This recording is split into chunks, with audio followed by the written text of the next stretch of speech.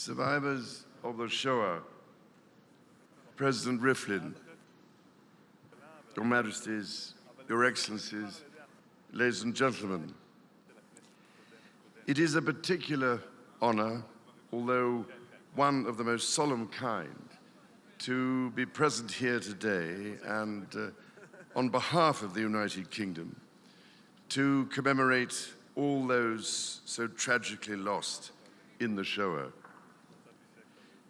To come to this sacred place, Yad Vashem, a memorial and a name, is to be faced with that for which no name, no words, and no language can ever possibly do justice. The magnitude of the genocide that was visited upon the Jewish people defies comprehension and can make those of us who live in the shadow of those indescribable events feel hopelessly inadequate. The scale of the evil was so great, the impact so profound, that it threatens to obscure the countless individual human stories of tragedy, loss, and suffering of which it was comprised. That is why places like this and events like this are so vitally important. For many of you here, and for Jewish people across the globe, those stories are your stories.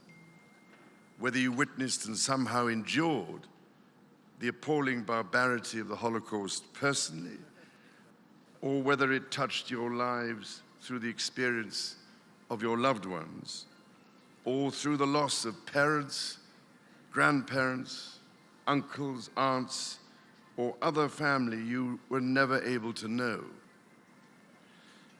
But we must never forget that they are also our story, a story of incomprehensible inhumanity from which all humanity can and must learn. For that an evil cannot be described does not mean that it cannot be defeated. That it cannot be fully understood does not mean that it cannot be overcome.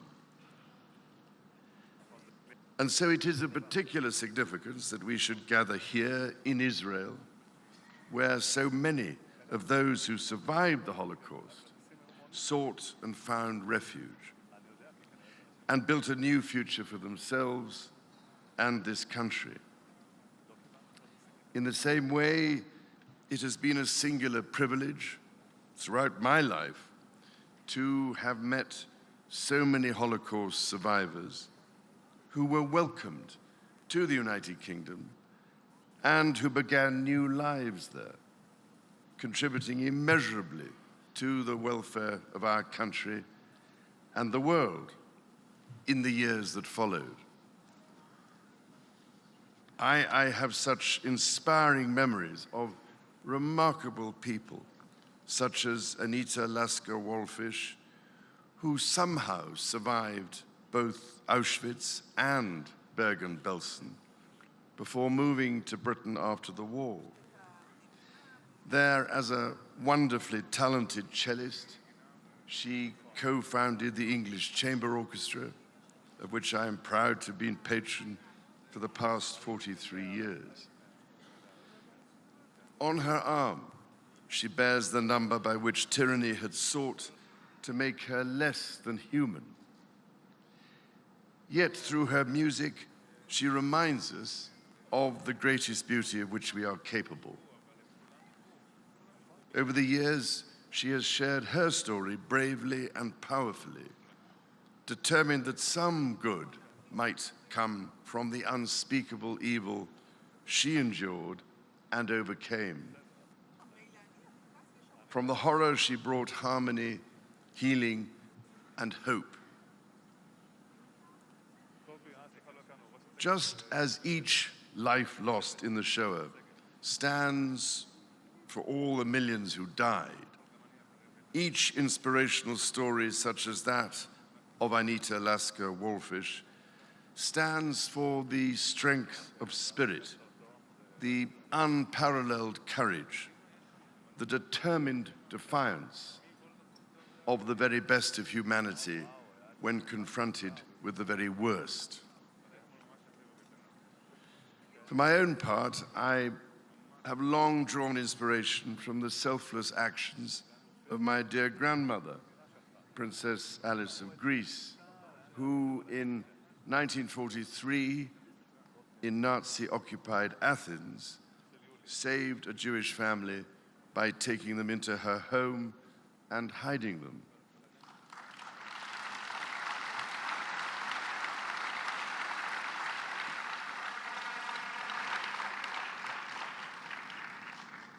My grandmother, who is buried on the Mount of Olives, has a tree planted in her name here at Yad Vashem and is counted as one of the righteous among the nations.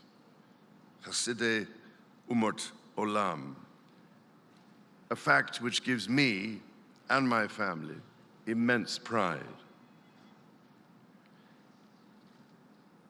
Ladies and gentlemen, almost a lifetime has passed since the horror of the Holocaust unfolded on the European continent, and those who bore witness to it are sadly ever fewer. We must, therefore, commit ourselves to ensuring that their stories live on, to be known and understood by each successive generation. Anita Lasker-Wallfish has said, "There is a risk that the Holocaust will be placed under a glass bubble, just like the Napoleonic Wars or the 30 Years' War. But if we don't make the connection between memories of past atrocities and the present, there isn't any point to it." She is, it seems to me, absolutely right. The Holocaust must never be allowed to become simply a fact of history. We must never cease to be appalled nor moved by the testimony of those who lived through it. Their experience must always educate and guide and warn us. The lessons of the Holocaust are searingly relevant to this day. 75 years after the liberation of Auschwitz-Birkenau, hatred and intolerance still lurk in the human heart, still tell new lies, adopt new disguises, and still seek new victims. All too often, language is used which turns disagreement into dehumanization. Words are used as badges of shame to mark others as enemies, to brand those who are different as somehow deviant. All too often, virtue seems to be sought through verbal violence. All too often, real violence ensues, and acts of unspeakable cruelty are still perpetrated around the world against people for reasons of their religion, their race, or their beliefs. Knowing as we do the darkness to which such behavior leads, we must be vigilant in discerning these ever-changing threats. We must be fearless in confronting falsehoods and resolute in resisting words and acts of violence. We must never rest in seeking to create mutual understanding and respect. We must tend the earth of our societies so that the seeds of division cannot take root and grow. And we must never forget that every human being is B'Tselem Elohim, in the image of God. And even a single human life is Ke'olam Malay, like an entire universe.